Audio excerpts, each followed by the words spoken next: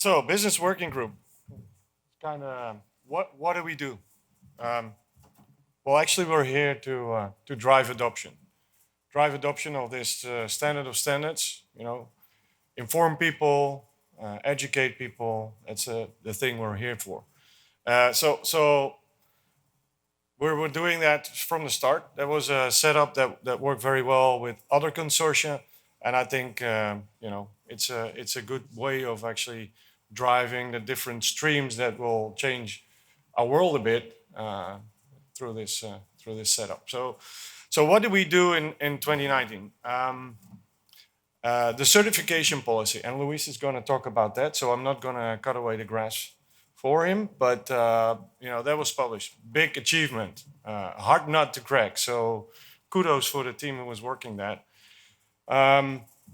Conformance and certification work group. We recognize that the whole certification work is a big thing. I mean, as soon as you have something that you can think about and even touch, you saw the demos in the other room the last couple of days.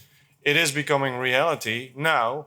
If you glue those components together, how does that work? Well, that requires certification. If you don't have certification, it's going to be loosey-woosey. So that's something we like to prevent, and a mature product should have a decent certification. Marketing and outreach. As I said, our goal is to drive the adoption. If you don't outreach, then it's kind of fun, and you're going to have a nice standard, but no one will use it because who knows about it. So this is one of the activities we do, and we're going to pick up on that, but that'll come later. We had a initial outreach to WIB, which is an end user committee in the Netherlands. I mentioned it before this week. That was very successful. We're going to hop on that train, and we're going to continue to outreach to non-members as well. So that's going to be important for our, make people aware that this is going on. You can make up your own mind whether you like it or not, but at least you have the first, the initial information firsthand. That's really what we want and try to achieve. Well, we had media placements. We went out to larger communities. As Trevor said, we started updating the OPAF business guide. Well, the original guide was written with a bit of input from the FACE consortium.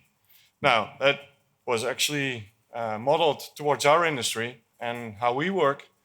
But going through this process, we see that there's elements we still want to add and change. So that's an ongoing activity. We started it this year. It's a big work, and with all the things we have, we kind of felt that on the schedule it was earlier, but we said outreach, education in different parts of our businesses to other lines of business. That's probably also very important. So we have to balance on what we can do, and this is what we're doing. So you saw the demonstration unit. So from a landmark, it's shown that it's not something that is dying. Well, I heard a lot of negative comments a couple of years back. It's like, it's never going to work. We've got tangible products now. Stuff are producing something to try whether it works.